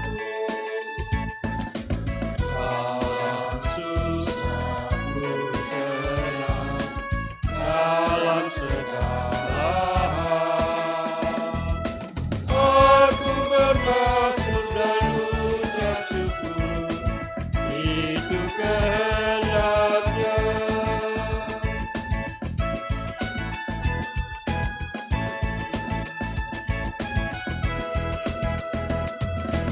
Apa arti hidupmu? Bukan ungkapan syukur karena Kristus menebus berkorban bagimu.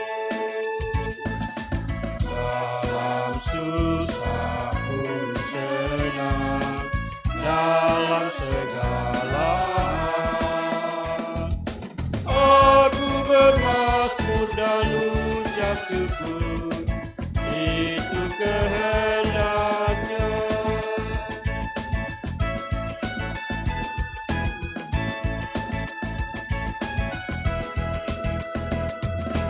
Bertekun bersyukurlah, hingga suaranya kau dengar. Sungguh indah anakku, ungkapan syukurmu. Dalam susahku senang, dalam segala hal, aku bermasmur dan ucap syukur, itu kehendaknya.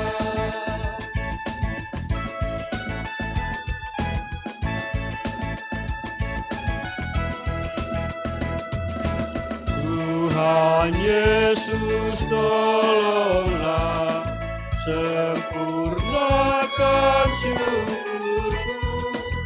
Roh Kudus berkuasalah di dalam hidupku.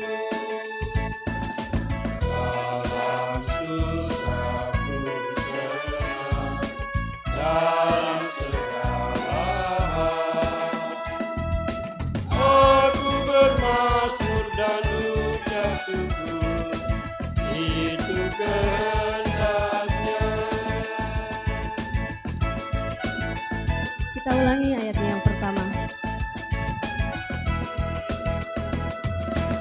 Biar kita yang benar haruslah mengucap syukur, dalam Kristus bergema, janganlah terganggu. Dalam susahku senang, dalam segala hal, aku bermasmur dan ucap syukur, itu kehendaknya.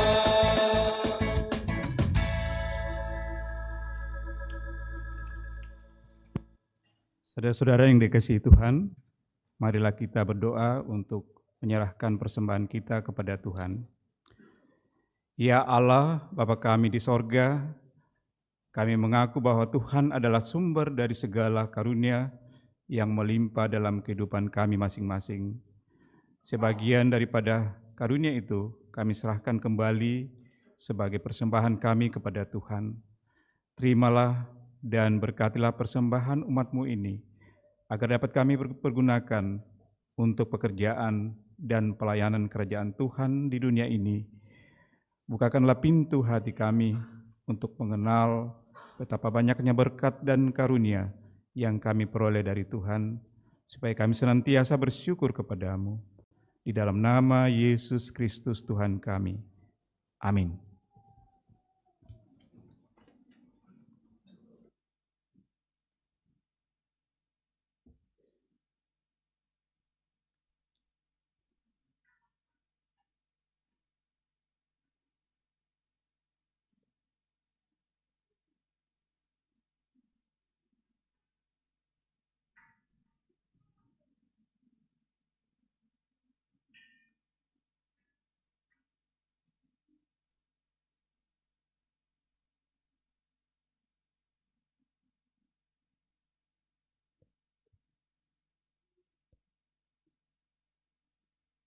Terima kasih ya Tuhanku atas hari pemberian-Mu.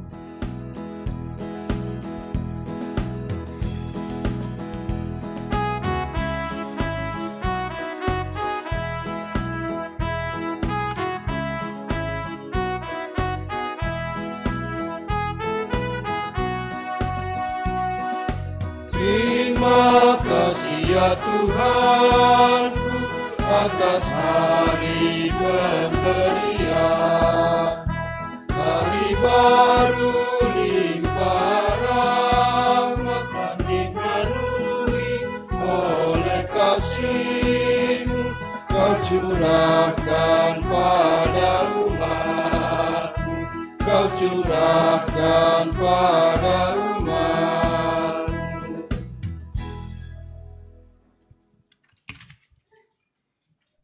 Saudara-saudara, seperti yang diumumkan 2 hari Minggu bahwa kalau tidak ada halangan, saat ini kita akan melaksanakan sakramen perjamuan kudus, yakni perjamuan kudus sedunia. Gereja-gereja Tuhan menyatukan visi dan misi untuk memaknai tubuh dan darah Kristus sebagai tanda persekutuan dengan umat-Nya. Saudara-saudara, dalam perjamuan ini kita akan membagi roti secara serempak, juga anggur, dan juga kita makan serempak, sehingga diharapkan untuk seluruh anggota jemaat yang sudah menerima peneguhan sidi dan baptisan dewasa dimungkinkan oleh Allah duduk semeja sehidangan di dalam meja perjamuannya. Setiap kali kita makan roti dan minum anggur dalam perjamuan kudus, kita memperingati pengorbanan Tuhan Yesus di kayu salib, yaitu mati untuk menebus dan membebaskan kita dari kutuk dosa. Roti dan anggur hendak kita terima sebagai tanda dan meterai dari kasih dan kesetiaannya kepada kita. Di dalam perjamuan kudus ditegaskan kepada kita bahwa Tuhan kita Yesus Kristus melalui pengorbanannya yang sempurna telah membebaskan kita dari sumber segala kesusahan, yaitu dosa. Suatu perjanjian baru diadakannya dengan kita dan Roh-Nya yang menghidupkan itu dikaruniakan kepada kita, supaya kita dapat hidup dengan Dia di dalam suatu persekutuan yang benar. Ia menghubungkan kita seorang dengan yang lain dalam kasih yang benar dan yang patut didampakkan dalam kehidupan, perkataan, dan perbuatan kita. Amin. Mari kita berdoa. Terima kasih Tuhan, kami akan mempersiapkan diri memasuki meja perjamuan-Mu, dan biarlah semua yang kami lakukan pada saat ini berkenan di hadapan-Mu untuk menerima roti dan anggur sebagai persekutuan dengan Allah. Di dalam Yesus Kristus kami datang berdoa dan memohon kepada Bapa di sorga. Amin.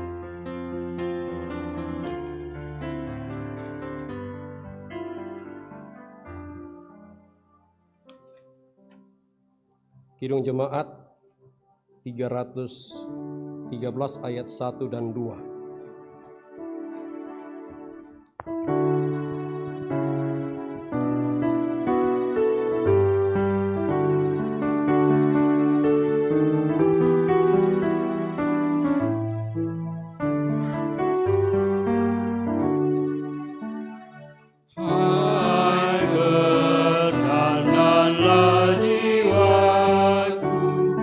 Ambil dari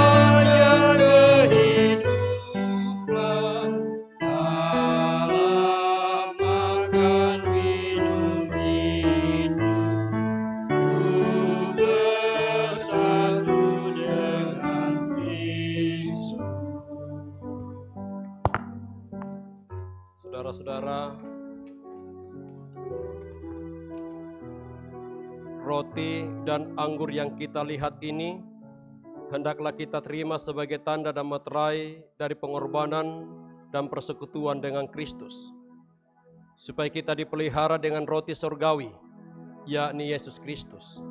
Dan janganlah hati kita melekat kepada roti dan anggur yang kelihatan ini, melainkan dengan iman kita mengangkat hati kepada Yesus Kristus, Tuhan kita.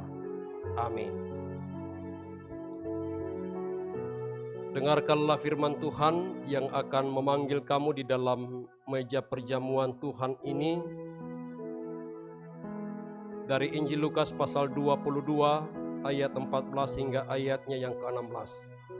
Ketika tiba saatnya Yesus duduk makan bersama-sama dengan rasul-rasulnya. Katanya kepada mereka, "Aku sangat rindu makan Paskah ini bersama-sama dengan kamu sebelum aku menderita. Sebab aku berkata kepadamu, aku tidak akan memakannya lagi sampai ia beroleh kegenapannya dalam kerajaan Allah." Amin.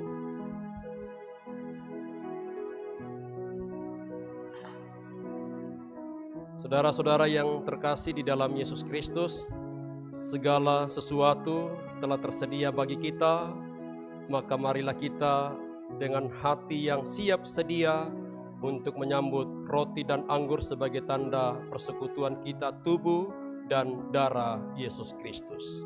Amin. Saudara-saudara, roti yang hendak kita pecah-pecahkan ini adalah tanda persekutuan kita dengan tubuh Kristus di atas kayu salib. Karena itu, ambillah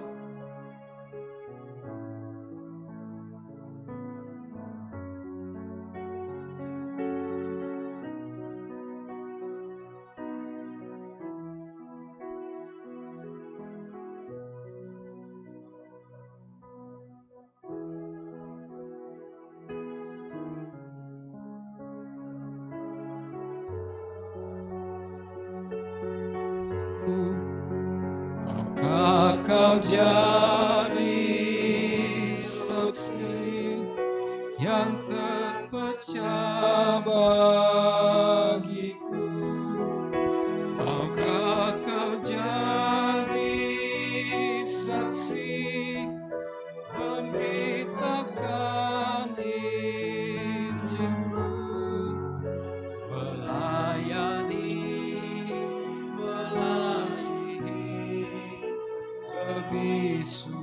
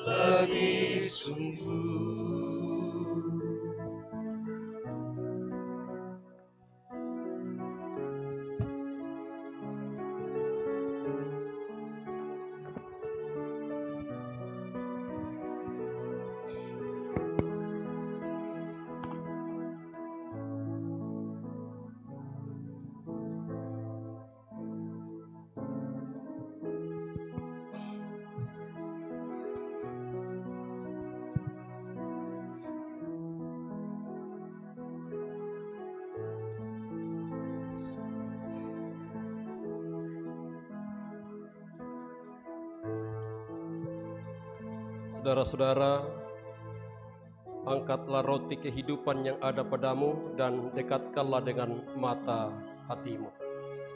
Sambil menatapnya dengan penuh penghayatan dan masing-masing berkata dalam hati, Tuhan, betapa laparnya aku akan kasih setiamu. Tuhan, betapa laparnya aku akan pengampunanmu. Tuhan, betapa laparnya aku akan keselamatan kekal di dalam Yesus Kristus. Dan Yesus bersabda, akulah roti hidup. Barang siapa menerima aku tidak akan lapar lagi, melainkan beroleh hidup yang kekal. Karena itu saudara-saudara, tataplah dengan sungguh-sungguh bahwa roti kehidupan ini kamu akan makan sebagai tanda persekutuan dengan tubuh Kristus. Karena itu, makanlah.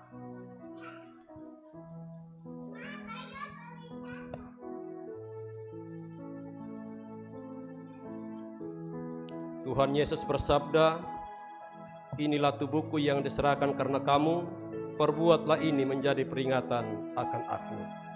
Amin.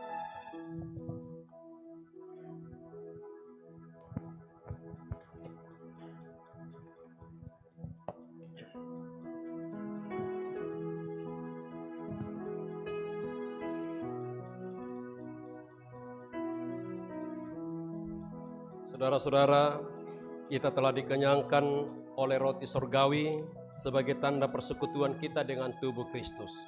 Saatnya kita akan disegarkan oleh anggur kehidupan sebagai tanda darah Kristus yang akan membersihkan segala dosa dan kesalahan kita. Saudara-saudara, cawan minuman ini yang di atasnya kita mengucapkan syukur adalah tanda perjanjian kita dengan darah Kristus yang telah ditumpahkan bagi banyak orang untuk pengampunan dosa-dosa kita. Amin.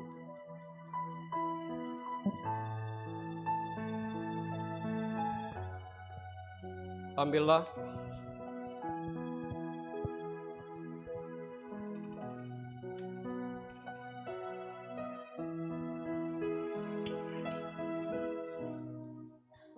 Maukah kau jadi anggur yang tercurah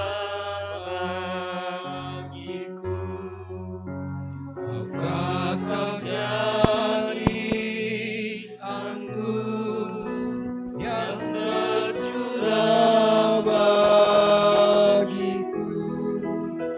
Maukah kau jadi saksi memberitakan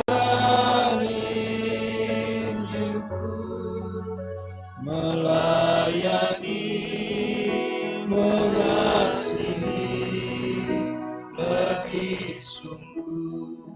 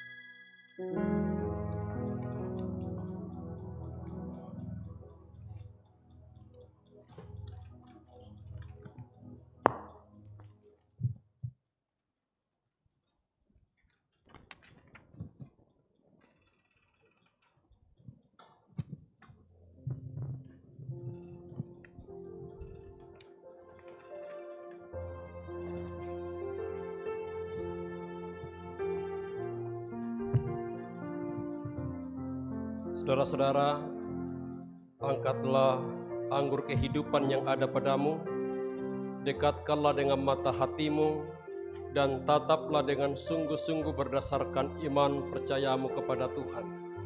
Sambil masing-masing dalam hati berkata, Tuhan, betapa hausnya aku akan cinta kasih-Mu. Tuhan, betapa hausnya aku akan pengampunan-Mu. Tuhan, betapa hausnya aku akan keselamatan-Mu yang kekal di dalam Yesus Kristus. Dan Yesus bersabda, akulah pokok anggur yang benar, kamulah ranting-rantingnya. Barang siapa tinggal di dalam pokok anggur, dia akan hidup. Dan barang siapa meminum air kehidupan daripadaku, tidak akan haus lagi. Tataplah saudara-saudaraku yang terkasih, bahwa saatnya kamu akan meminum anggur kehidupan ini sebagai tanda darah Kristus yang telah dicurahkan untuk pengampunan dosa-dosa kita. Karena itu, minumlah.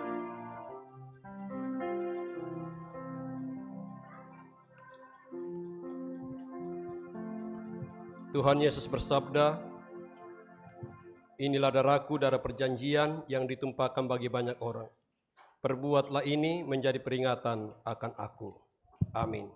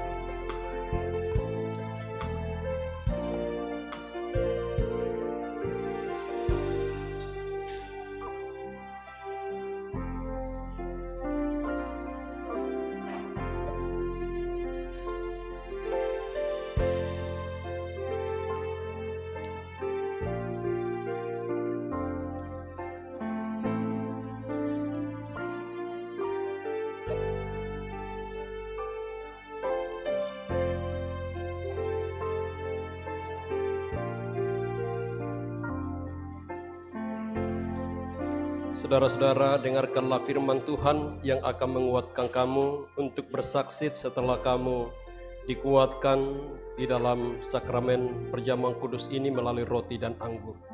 Injil Lukas pasal 22 ayat 28 hingga ayatnya yang ke-30. Kamulah yang tetap tinggal bersama-sama dengan aku dalam segala pencobaan yang aku alami, dan aku menentukan hak-hak kerajaan bagi kamu sama seperti Bapakku menentukannya bagiku, bahwa kamu akan makan dan minum semeja dengan aku di dalam kerajaanku, dan kamu akan duduk di atas tahta untuk menghakimi kedua belah suku Israel. Amin. Sambil kita memberi persembahan syukur untuk sakramen ini, mari kita menyanyikan Kidung Jemaat. Pelengkap Kidung Jemaat 157, Perjamuan yang Kudus.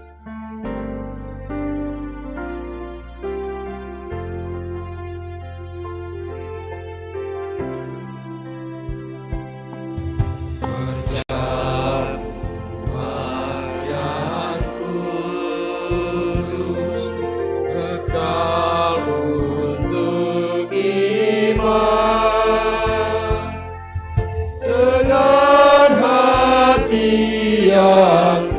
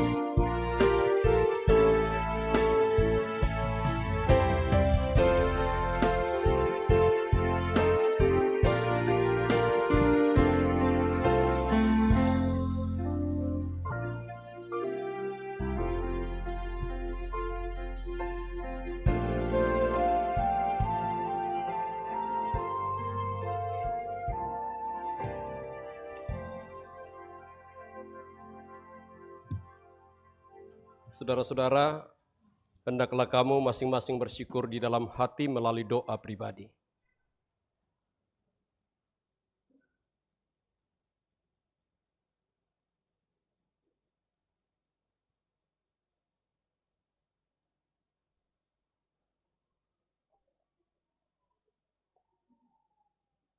Saudara-saudara, pergilah dalam kehidupan kamu dengan damai sejahtera Allah.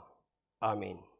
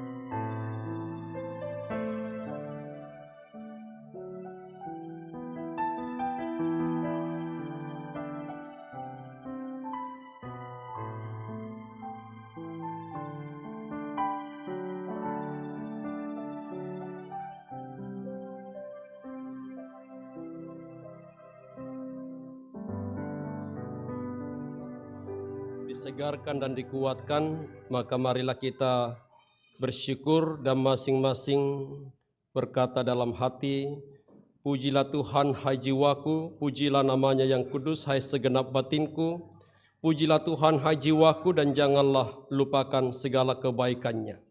Dia yang menebus hidupmu dari lubang kubur, yang memahkotai engkau dengan kasih setia dan rahmat. Dia yang memuaskan hasratmu dengan kebaikan sehingga masa mudamu menjadi baru seperti pada burung Raja Wali. Tuhan adalah penyayang dan pengasih, panjang sabar dan berlimpah kasih setia. Tidak selalu ia menuntut dan tidak untuk selama-lamanya ia mendendam.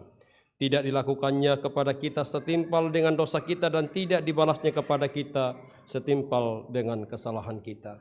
Tetapi setinggi langit di atas bumi, demikian besarnya kasih setianya atas orang-orang yang takut akan Dia. Sejauh timur dari barat, demikian dijauhkannya daripada kita pelanggaran kita. Seperti Bapa sayang kepada anak-anaknya, demikian Tuhan sayang kepada orang-orang yang takut akan Dia. Sebab itu mulutku dan hatiku akan memuji Tuhan dari sekarang ini sampai selama-lamanya. Amin. Kita berdoa. Terima kasih Engkau sudah memberi kami hikmat untuk menikmati sakramen perjamuan ini yang di dalamnya roti dan anggur telah menjadi tanda kesatuan kami dengan tubuh Kristus yang telah sengsara untuk dosa dan kesalahan kami. Terima kasih, kami mohon semuanya ini untuk terus menjadi berkat bagi kami di dalam menapaki perjalanan hidup pelayanan kami saat ini kekal selama-lamanya. Amin. Kawan karib terdekat, kau menolong penat.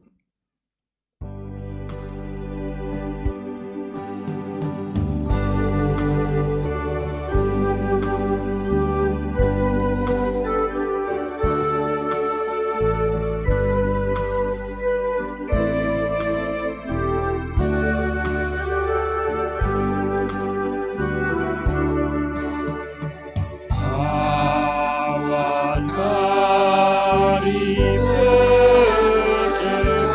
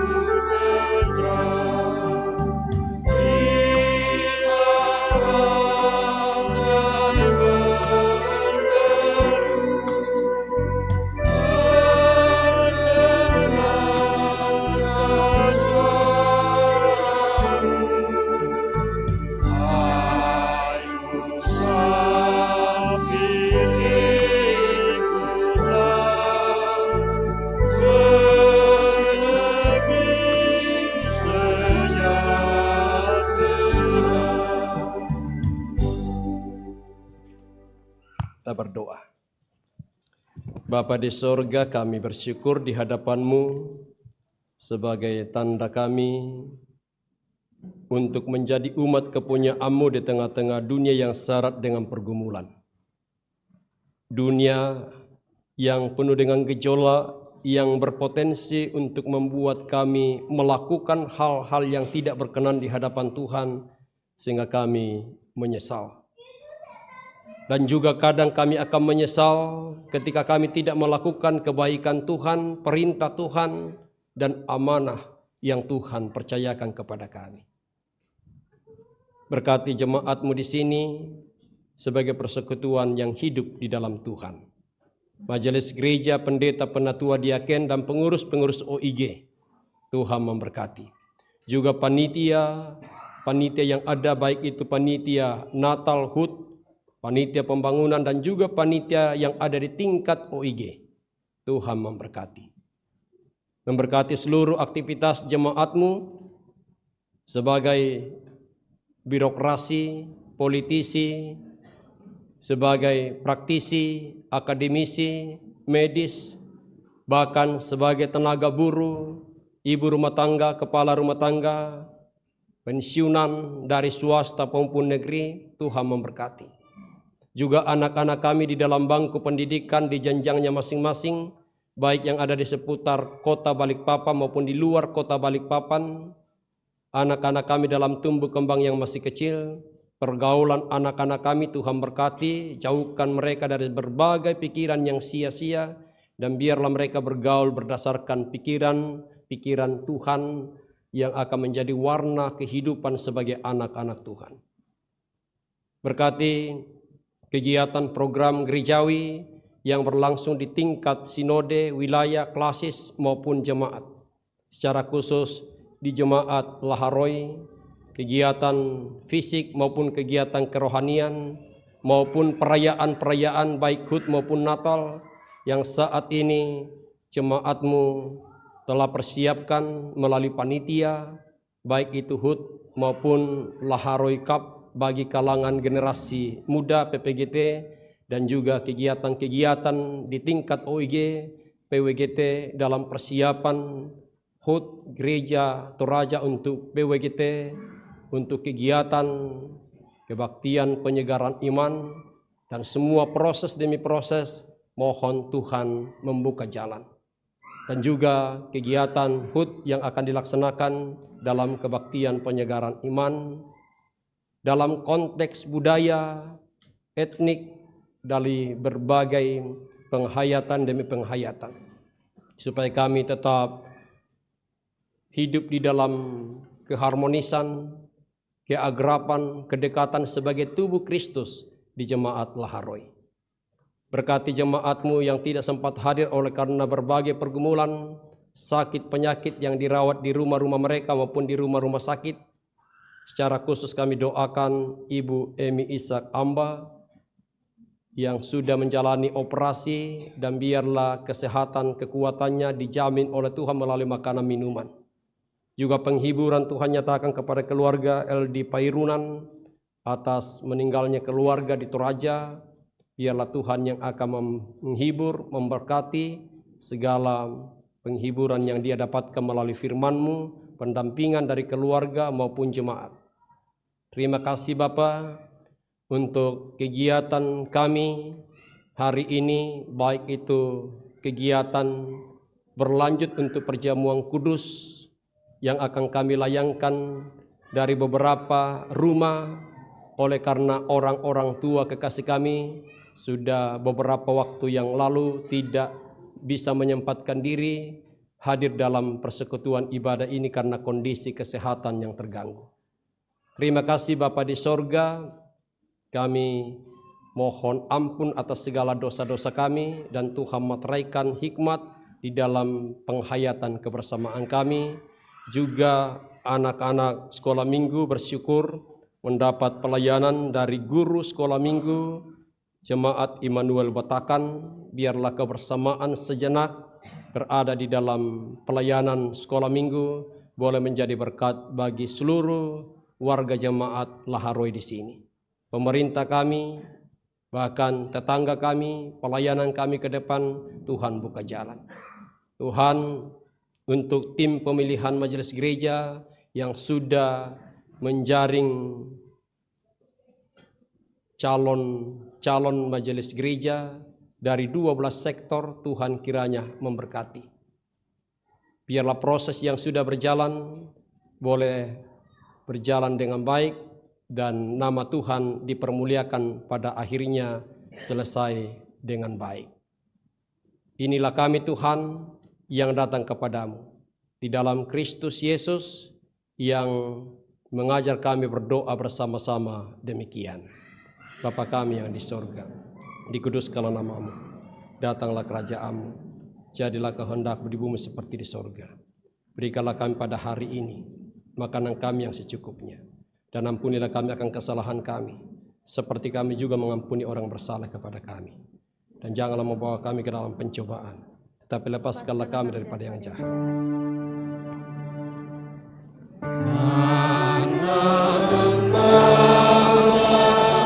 Yang mempunyai kerajaan dan kuasa dan kemuliaan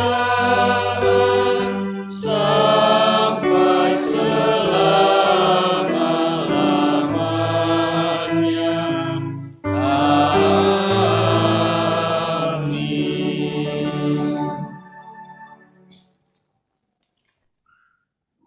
Mari kita bangkit berdiri. Kita nyanyikan Ku Ingin Berperangai Laksana Tuhanku ayatnya yang pertama dan kedua.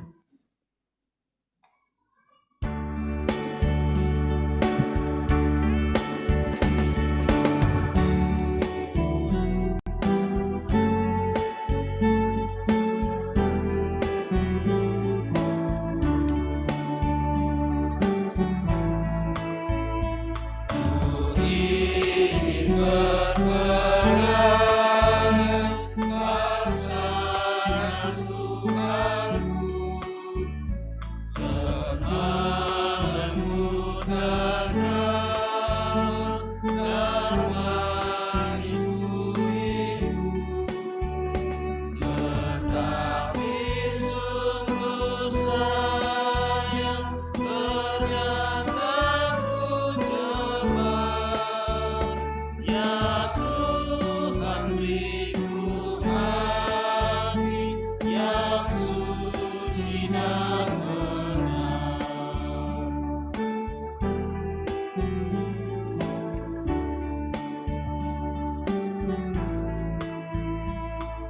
Ku ingin ikut Yesus, mencontoh kasih-Nya, menghibur orang susah, menolong yang lemah.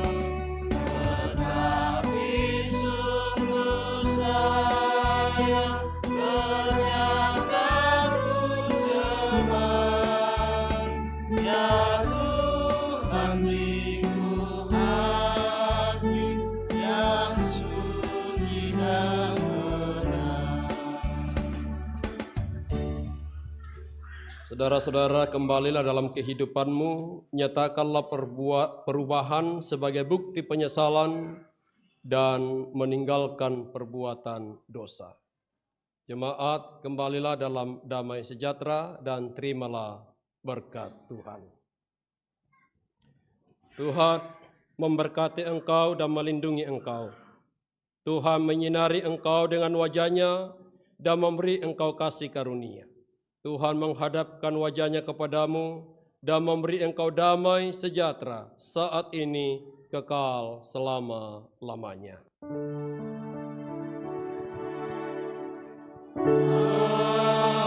Amin.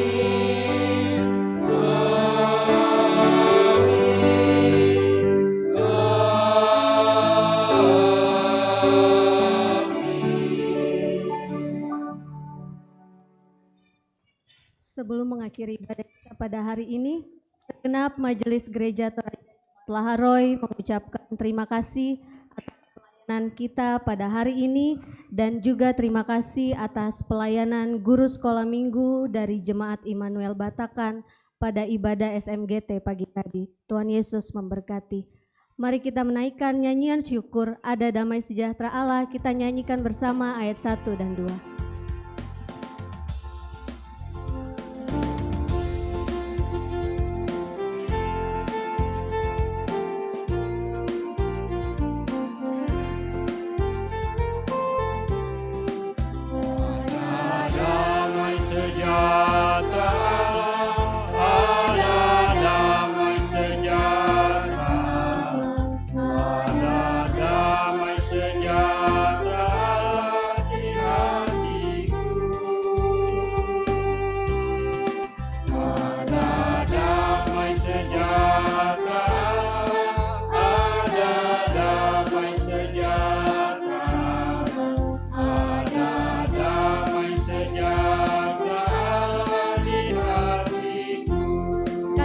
Berlimpah-limpah.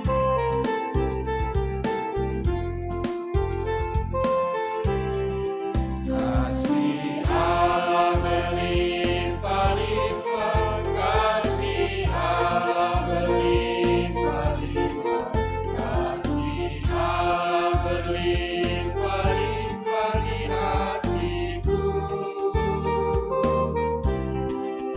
Kasih Allah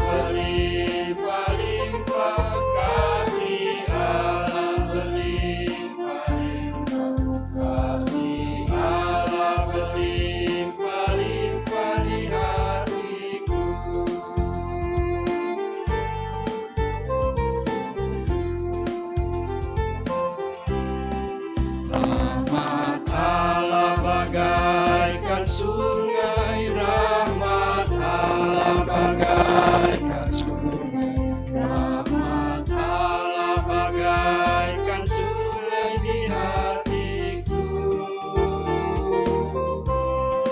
Rahmat Allah bagaikan sungai,